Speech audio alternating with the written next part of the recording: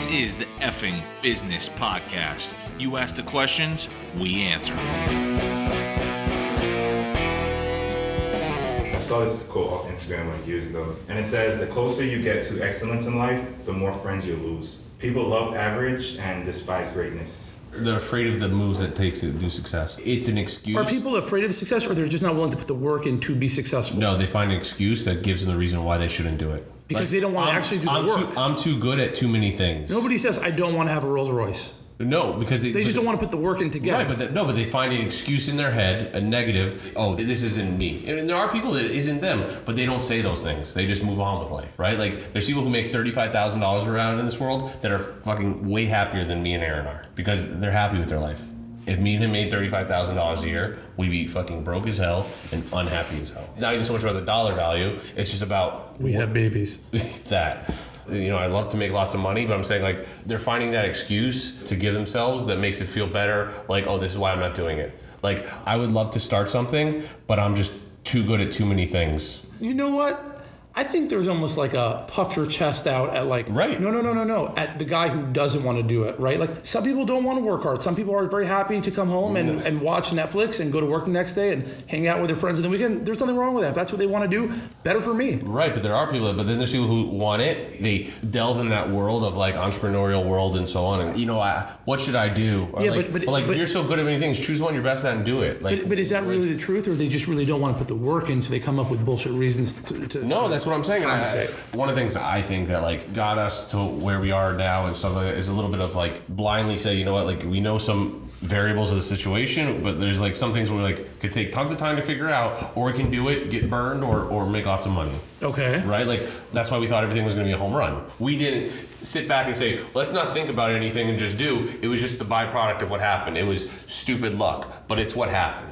For example, is this a high quality, super duper podcast compared to like a legit studio who has a Freakonomics radio? Like a radio station studio, things like that? No, it's not that. Does it get the product out? Yeah, it gets the product out. If I sat here and judged myself against them, we're never getting anything out. So we would just continue to say, well, we don't have enough, we don't have enough, we don't have enough. There's plenty of guys that make millions of dollars doing YouTube and so on and so forth. They literally film everything on a camera, edit it themselves, and do everything themselves. Do they have a high production value? Do they sit there and ponder their ideas? No. They just do. It's just another obstacle for not going out and doing. Exactly. It's weird to be like hobnobbing with like very rich people and feeling inadequate because you went to like a community college and they went to an Ivy League school, but you drive and afford the same things. And I haven't been in that position, so I don't know. I just think that's a weird, like, you know what? I don't want to get wealthy because I'm going to feel awkward hanging around other wealthy people because I went to community college. Like, stop thinking about everybody else. Think about yourself. Like, if I do well, I can support a family, I can give charity, I can live in a nice place, I can live in a good community, I can send my children to good schools. Like, who cares about what everybody else thinks? It's all about execution. It doesn't matter where you went to school, what you've done before. It's about what you do it today. We work with a lot of lawyers, and some of them went, like, we know some of these attorneys who went to, like, a local community school, like the entire law firm. Like, the guy who runs it, he does very well. Like, and he hires everyone back out of there.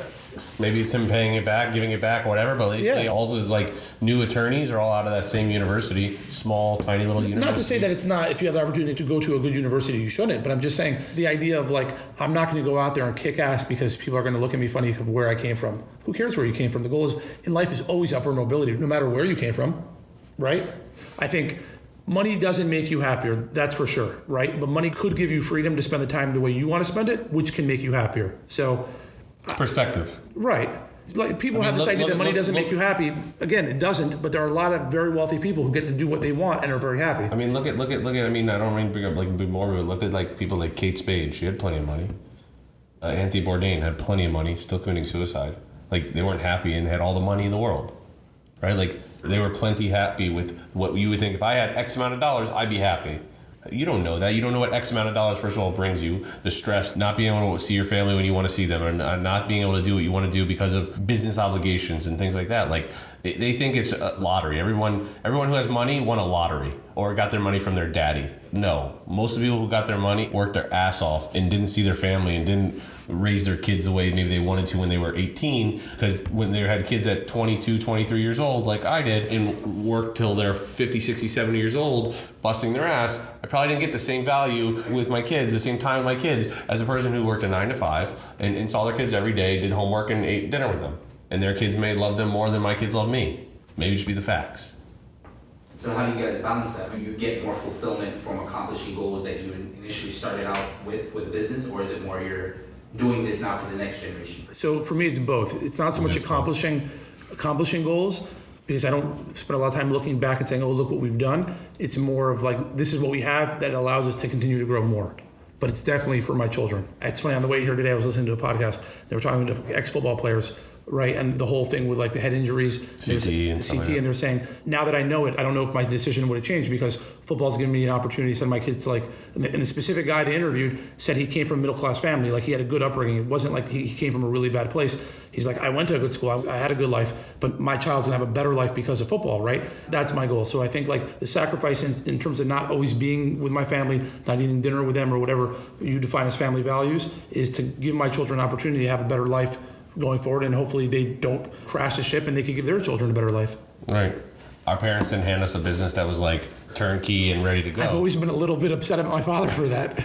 You know what I mean? Like, we didn't get a turnkey business, so I got to create it. We have to create it. And once we get it there, then we can hand over keys to them, and they can have something that already has wheels and is rolling down the road. It's not even financially. In my synagogue, I see like the rabbi's son, he was trained in his father's house. He's been to temple. He sees how his father behaves. And he's 15 years old and he's already got that mojo, right? But why does he do that? Because he sees what his father does. I didn't do that. I saw what the rabbi did.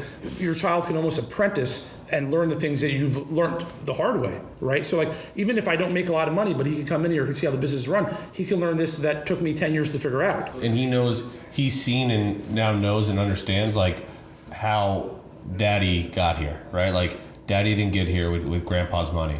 The lesson was learned that for me to make money, even if like this fails completely, at one point it was successful. So let me just replicate what daddy did and work my ass off to get there, and that's what it is. Kids are sponges, right? So they're gonna learn what their father or mother do by watching, right? That's why if you play with your phone all day, they're gonna play with their phone all day. When I come home, my 4-year-old son, when I put my phone down, he takes it and he hides it. He puts it under the couch cushion or he puts it in his toys. Like, I would never find it. I'm like, okay, where's my phone? Because he wants me off my phone. He doesn't understand it that way. Right. You know, he wants attention. And they replicate you. So they see you working, busting your ass, they're going to do the same thing because they understand how you got there. This whole class for entrepreneurial, major in entrepreneurial studies, like, what are you teaching them? At 22 years old, what are you have to teach them habits, and they're going to learn habits from successful people. Exactly. Like, what are you teaching them? Like, why are you taking $40,000 a year from this kid? So that doesn't take away from that grit, the grit necessary that you guys have put in day to day. Well, I think the problem is with grit, you can't transfer grit, right? It's not like a battery you can pull out of a remote and put it in another one. The word would be klichus. If you don't have the balls to like jump off a cliff, like my kid's not gonna jump off the cliff, right? Like, so I can tell him, this is how you jump off the cliff. This is what daddy did to jump off the cliff and to get where I was, right? Because that's what it takes. It takes balls to do it. You know what? We're gonna leap and we're gonna see what happens. I can't teach that. Right, you're not going to be able to teach Correct, it. Correct, but your child can see the grit you have. Right, exactly. And they can see it. He can see, my dad had no money, he had no skill, he just had pure will to get it done. I think children are very limited in what they understand because they only understand what they see. So like, you have a lot of children who are very, very poor, but until they like go to school, they don't know they're poor because they don't know others have more than them. They just think this is how things are. And I think that if they grow up and this is how they see their father or their mother act, right? My mother was a huge role model for me. You don't know better. You think this is what you do. And then when you go out there, you see how others behave and you say, oh, wait, my mother is somebody special or my father is somebody special. That's not how all parents are. Right. My own father, like, he didn't make lots of money. Made a living, but he busted his ass every day. Like, for sure, he'd be gone before I woke up and usually back after I went to sleep. So, like, whatever I did learn from that was it's not going to come easy, that's for sure. And you're going to have to do those things to get where you need to be.